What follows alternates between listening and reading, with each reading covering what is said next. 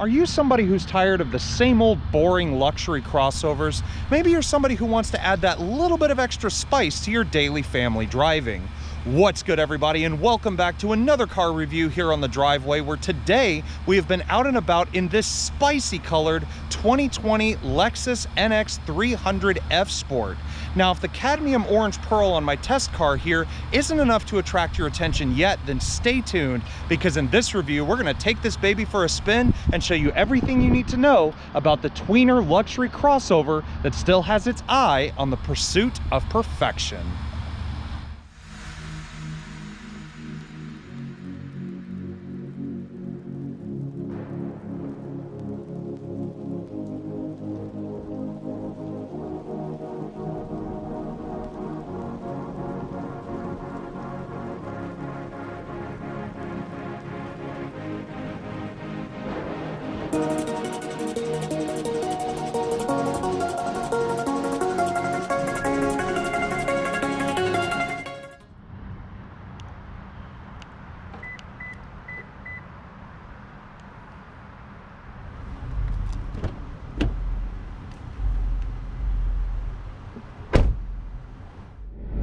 All right, everyone, so welcome aboard the 2020 Lexus NX300. Now, I have had a fantastic partnership with Lexus over the years, and when they told me that they were going to be dropping off the gas version of this car, keeping in mind I have driven the hybrid version of this a couple years ago, I was actually quite excited. And when this thing turned up, not only did I need to don my $5 sunglasses to keep my eyes shaded from this brightly colored exterior, but I also had some pretty high expectations. I thought it was going to be a little bit more exciting to drive. I thought it was going to be, a little more sporty, especially since we are in the F Sport model. But unfortunately, my expectations dwindled a little bit, especially when I laid eyes on the price tag. Oh yeah, this is a typical Lexus, all right, because the starting MSRP for this particular vehicle is $40,360 as it sits. So keep in mind, this is an F Sport NX300 all-wheel drive. So the all-wheel drive does add at least $1,000 or so to the price tag off the bat. But in this example, we have over $11,600 worth of options, more options than I can list just in a single video. Now, that does not include the $1,025 delivery processing and handling fee, which is pretty much standard on every car these days. And when you add all the options and everything together on this example, you're looking at a total price to put in your checkbook of $53,073. So for a car that's smaller than a Lexus RX, but it costs just about as much, does it mean that the driving experience is any better? Well, let's get her on the road and see what's what.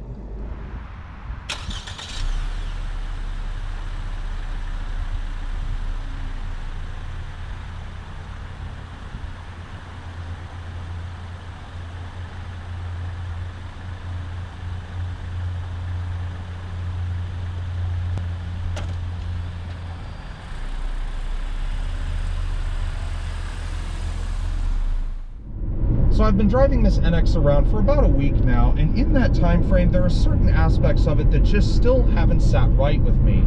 Aside from its over $50,000 price tag, the powertrain in this car almost feels like it's not befitting of the Lexus name at all.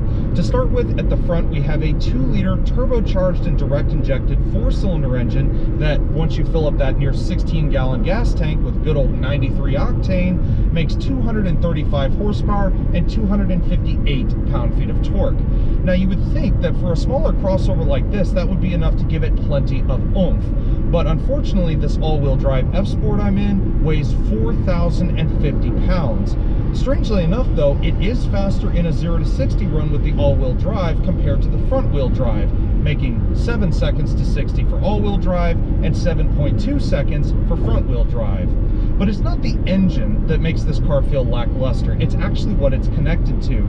Most Lexuses that I've driven recently have 8 or even 10-speed automatic transmissions, but this makes do with just a 6-speed transmission. So that is very underwhelming when it comes to getting this car not only off the line, but say passing that person on the freeway that's doing 20 miles an hour under the speed limit. Now, with kind of an aging powertrain, the fuel economy isn't exactly the greatest. The front-wheel drive models, you're looking at 22 miles per gallon in the city and 28 miles per gallon freeway, but the all-wheel drive, you only lose 1 mpg, 22 in the city, 27 on the highway. It is a little noisier in here to start with. I mean, we do have an additional option on this car that makes the ride a little bit more smoother, which I'm actually happy about, because the F-Sport suspension that I've tested in these cars beforehand has been known to be a little on the rough side. So if you're not looking to be jolted around like you're in a sports car, I would opt for either the base or possibly the luxury trims of this car, just to get a little something more, I guess, truly Lexus-like. But the other thing that I'm noticing is that I feel like I have to shout a little bit more to carry on a conversation, or even just talk to you guys in general, because I'm on a pretty smooth piece of tarmac right now, not too rough, and usually it's pretty quiet in other cars, but in here I feel like I do have to raise my voice a little bit more, which is definitely not boding well for me as far as my opinions of what I think a Lexus should truly be. So let's say now you're in the position for a small luxury crossover like this, and like I said, you've got about 50,000 some odd dollars in the bank, and you want to make sure that you get the best bang for your buck. What do?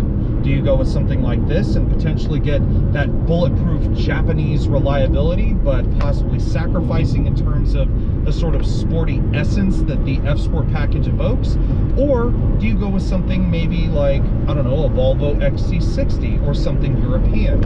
Well, for starters, the NX is still a pretty decent package overall. I would say that for the size of the vehicle and for what it offers, it is a bit overpriced. I'm just going to come out and say it. But if you don't mind the price, you don't mind the fuel cost, you don't mind having a slightly noisier cabin or having a bit more vibration inside when you're sitting idle, then of course the NX is a great car.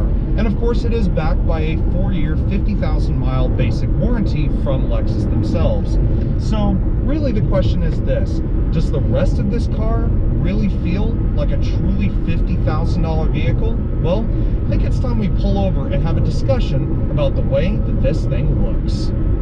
Now, when it comes to the exterior of the NX, there is no denying that this is yet again another beautifully crafted Lexus vehicle. But there's one thing that I haven't been able to get past this entire week, and that is the exterior color choice on my test car here. It's a $600 option for this cadmium orange pearl, and in many ways, it's like making the most exquisite dinner entree you could think of, using the best of ingredients, the most precise of preparation techniques, and knowing that it's going to be good time and time again. But then when you actually go to take a bite, you find that someone has dumped a few good glugs of Tabasco sauce in for good measure, and it just seems to ruin the whole thing. But whereas the color might be a little disconcerting, where most people might opt for colors like black, white, silver, or gray, everything else about this car displays Lexus elegance to the T.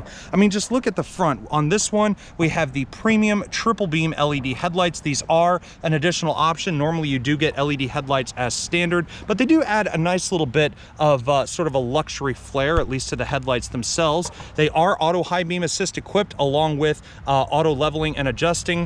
Down below, you do have the automatic LED daytime running lights, along with the LED turn signals. And then, of course, gracing the front of this F-Sport model is a little bit more of an aggressive body kit.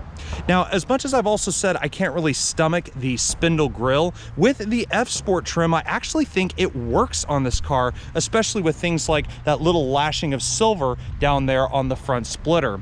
As far as adding to the technological standpoint on this car, we do have the enclosed Lexus badge up here on the front. That's things like the sensors for the all-speed radar cruise control. This test car of mine does have the optional 360-degree around view parking monitor. And then, of course, we do have the intuitive parking assist that lines both the front and rear of the vehicle. Now, aside from the rather interesting color choice on this car, there is one other thing that really hasn't sat right with me about this car. For an over $50,000 premium crossover, the wheels on this thing do seem a little bit on the small side. Now, these particular wheels are the machine-faced 18 by 7.5-inch F-Sport specific alloys. And to be honest, the thicker 225/60 series tires, again, just make these wheels seem a little bit more on the small side. I'm more accustomed to Lexus vehicles that are wearing 19s, 20s, or even bigger. So again, the wheel size does make it a little bit off-putting as far as its overall visual appeal. Now underneath, we do have 4-wheel disc brakes all the way around, and crucially, even though the F-Sport models normally come with an F-Sport tuned suspension, on my test car we actually have the optional adaptive variable suspension, and it really has been able to soak up the bumps and take away from the harshness of the F-Sport suspension, making for a much more comfortable ride. Now, despite the wild and a crazy appearance at the front of the NX, when you look at it from the side, you do see a lot more of those typical Lexus elegant touches. Things like the steeply raked windshield, where it's nice and curved across the roofline, the little spoiler at the back that it trails off into. You've got the high belt line curve that goes right underneath the windows, and the small curving indentation that goes along the bottom here.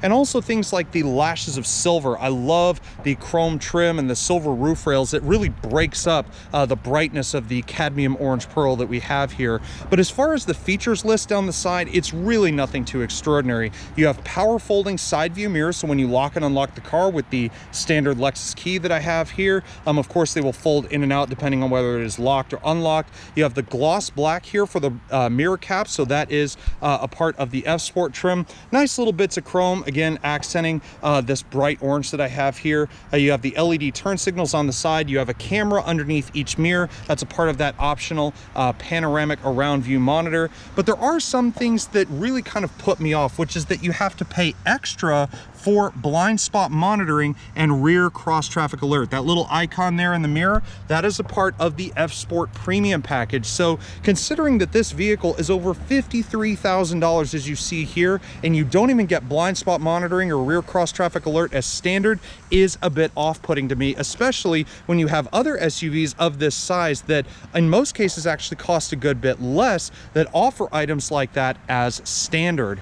Now, you do have the typical Lexus key, like I said, and it is a very nice design. It's got the little key loop right there on the bottom, the releasable key blade out of the bottom as well. Lock, unlock, you have a power tailgate on this, and panic. And of course, crucially, you have the touch pads for locking and unlocking the vehicle. So you grab the handle with the key on you to unlock the vehicle, and then you also tapped this little ridge portion here on the front of the handle, which locks the car. And when you tap the lock portion, you notice that the mirrors automatically fold in, and then of course when you unlock it, they'll swing out like normal. Now, just like the front of this vehicle, once you look at the back of it, the design philosophy does seem quite familiar. There have been some updates over the years between the first and now this refreshed generation of the NX. So the taillights actually got a little bit longer, so they protrude into this power tailgate just a little bit more. They are still full LED taillights with the nice black accenting here for the F-Sport package. So the LED reversing lights, the LED main bulbs, and the LED turn signals down below. But apart from that, everything else is pretty standard Lexus stuff. So you have the F-Sport badge here on the back, the backup camera hidden just underneath the Lexus logo here, of course the NX300 designation, which, by the way, if anybody's curious, the NX300 is actually formerly known as the NX200 Turbo, but they instead renamed it within the past couple years or so. You also have the rear half of that intuitive park assist, as I was telling you earlier, with the sensors lining sort of the middle part of this rear bumper. And then of course for this F-Sport package, they did include a little bit more aggressive styling to the lower part of the bumper as well, with these silver outlined exhaust finishers. Now, of course, being a small crossover, it still has to be practical as much as it has to be stylish and also fun to drive. So when you open the standard power tailgate back here, either using the key or the trigger located just above the license plate, you're greeted with at least what seems to be a pretty decently sized area. However, on paper, the numbers seem to me a little bit lackluster. You're looking at 17.7 cubic feet of space with the rear seats up, and of course, once you remove the small parcel shelf back here and put those rear seats down, you're looking at 54.5 cubic feet. Now, in addition to the standard power tailgate, this particular one does have the hands-free tailgate assist as well, and it is one of those ubiquitous ones where you wave your foot under the rear bumper and pray to high heaven that you can find it, but somehow I managed to, and as you can see, whether opening or closing, the hands-free does its magic.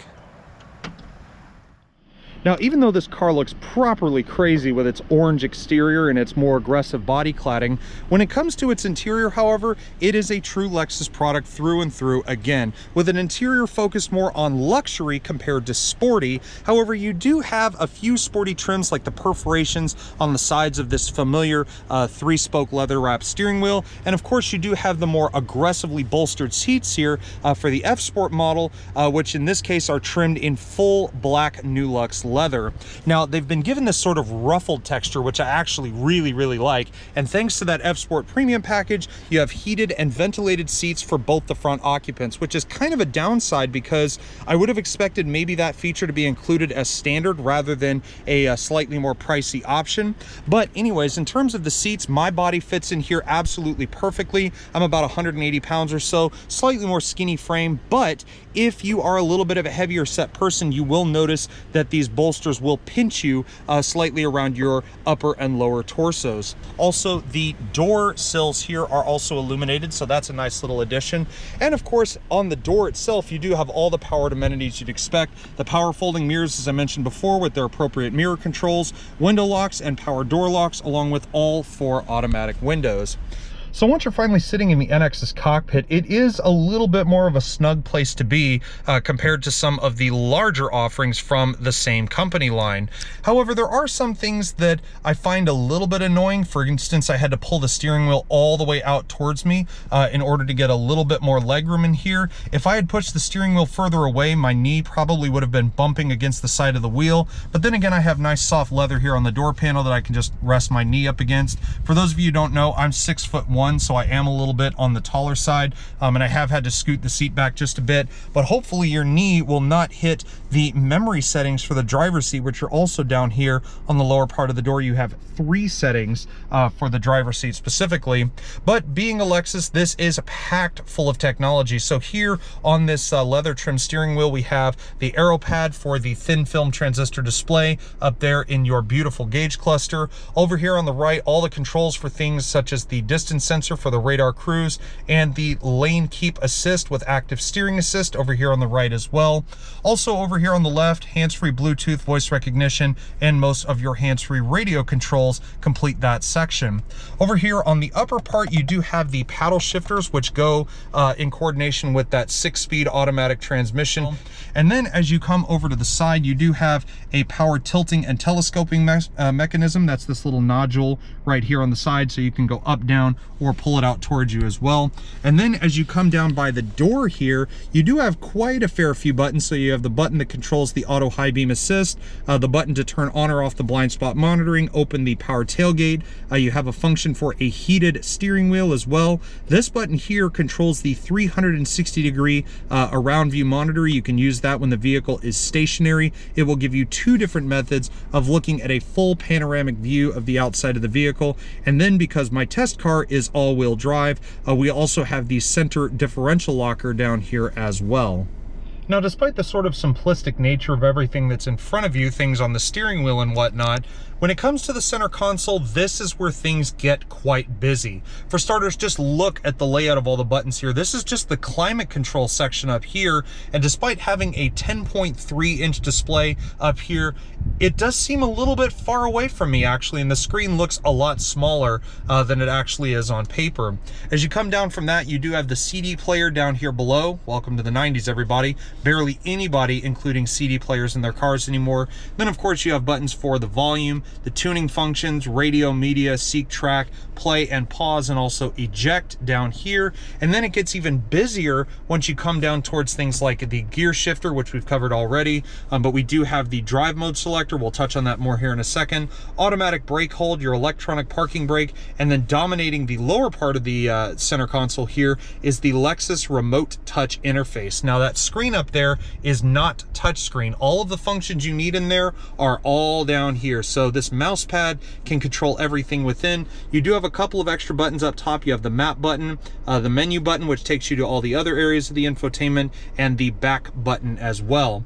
Now when you push menu, up here on the the screen, if you'll notice, you have destination, audio, Bluetooth telephone, the Lexus Inform app suite. This car is at least Apple CarPlay compatible. I didn't see on the sticker whether it is Android Auto compatible. However, I know that Lexus is putting that in a lot of their vehicles these days. Generalized info, screen setup, and also a function for the climate controls as well, which you can simply do by all of the buttons down here on the bottom rather than using the touch screen up top. Now, alongside that optional 10.3-inch display, which is part of Lexus's navigation package on this car, by the way, one thing that I have thoroughly enjoyed with the interior of this car is the 14-speaker, 835-watt Mark Levinson audio system. I have been an advocate for the Mark Levinson system with every Lexus vehicle that I test, and as you can see, you have the Mark Levinson symbol down there. You also have a subwoofer, which is located on the inner skin of the power tailgate. So you might get some rattles from the trunk because the bass and the sound quality this thing puts out still is music to my ears.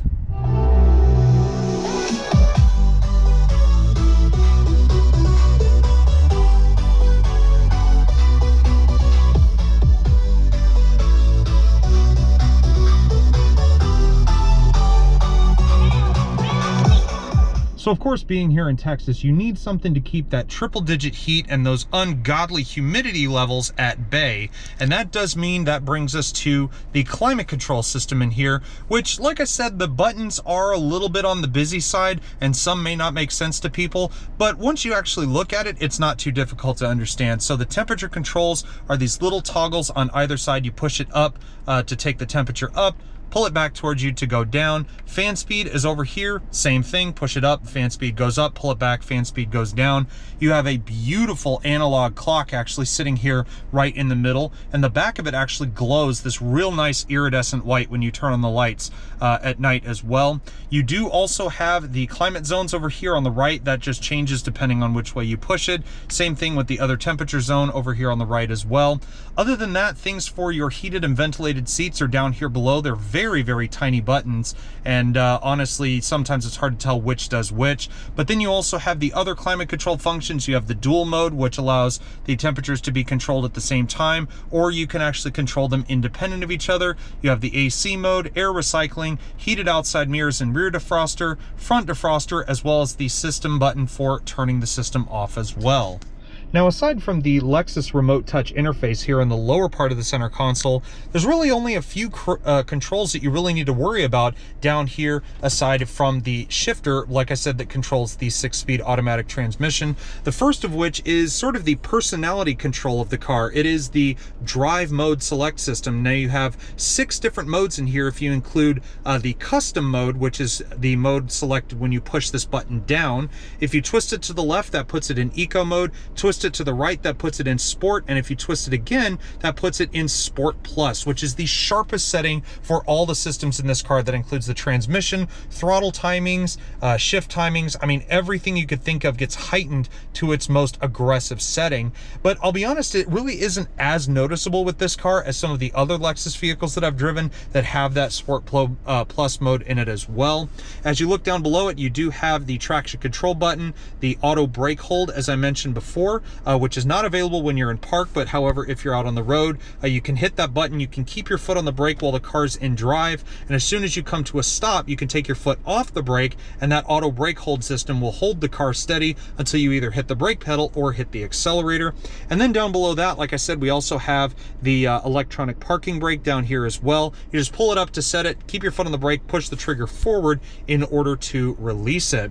Now, a couple other things worth note: you do have the backup camera with intuitive park assist, as I said before. So once I put this car in reverse, if the screen will stop blurring out up there. You do have the split screen mode. You have the panoramic view over here on the right hand side of the screen, as well as the main backup camera as well. Using the remote touch interface, you can actually change how wide you want the camera to be. So right now I have it on kind of a wide angle lens, but other times you could just keep it where it's a little bit closer, gives you a little bit more of an accurate look when you're using the backup camera. You also have the automatic door lock, so when I put this car back in park, you hear the doors automatically unlock, which is always a good thing. They are still able to be opened when this car is in drive, so the door locks are not completely foolproof, but if you're worried about, say, a child pulling the door open, you do have child locks located in the back of the vehicle as well. As you come towards the middle, you do have two rather sizable cup holders. The only thing big enough to fit in there right now is this car key. I wouldn't say things like a Gatorade bottle or anything would fit in there, but you know, a soda can or soda bottle would fit in there no problem. You have a nice little leather padded rest for using the remote touch interface. And one funny yet slightly gimmicky thing that I found is if you pull up on this tab right here, this little part comes off and there's a nice little compartment underneath, but you turn this over and you suddenly have a mirror that you're staring into. I think of this as just like a beauty mirror, or unless you want to look at my ugly mug with my GoPro Hero 7 staring back at you. But I just thought that was so funny how they included a small pocket mirror in here, as well as the other two mirrors that you get up on the sun visors up here as well. And then of course in the center console you do have a plentiful amount of space, but the one thing that I was noticing is absent in here is any form of wireless charging. There's none in here, there's none in this little cubby hole here in the center console. So at over 50 grand, I would have expected maybe a wireless charging system in here, but I haven't been able to find one during the time that I've had this car. Now also, as you look up towards the roof line in this car, you come across the rather thickly bordered and slightly cheap feeling auto dimming rear view mirror. You do have a HomeLink garage door system across the bottom of it here before you get to the main control center for the standard size power tilting and sliding sunroof. I'm actually glad Lexus didn't put a panoramic on this car because it would lose a lot of the structural rigidity in here. So it's nice that they just kept the small size, although I know on some of their bigger vehicles they do offer a panoramic sunroof as an option. The map lights in here and also the main interior lights are all touch sensitive, so they are all LEDs, but all you have to do is just touch it and that turns on whatever light you need. The tilt function for the sunroof is over here on the left side. On the right hand side is the full open and close, and then the SOS button is located right in the middle.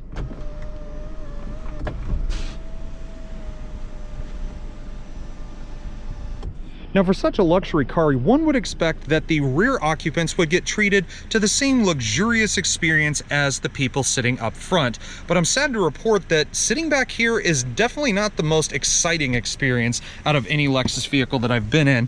For starters, as you guys heard before, I'm 6'1", and I'm sitting back here sitting almost bolt upright, and my knees are right in the driver's back. And this seat is where I would have it if I was comfortably driving this vehicle by myself. So definitely not great in terms of legroom. Sitting upright, you do have a slight indented headliner back here, but when you're sitting upright in the seats, the indentation kind of comes down a little too early and your head may actually hit the ceiling if you're sitting back here as well.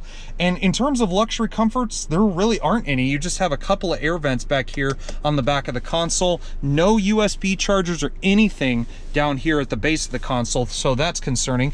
Maybe I might find some here in the center. Nope. Unfortunately, just a leather padded armrest with a simple set of cup holders for two sizable drinks. So if you're looking for a luxury crossover with any form of rear occupancy and rear creature comforts, the NX, unfortunately, for its over 50 grand price tag, really doesn't seem to fit that bill too well.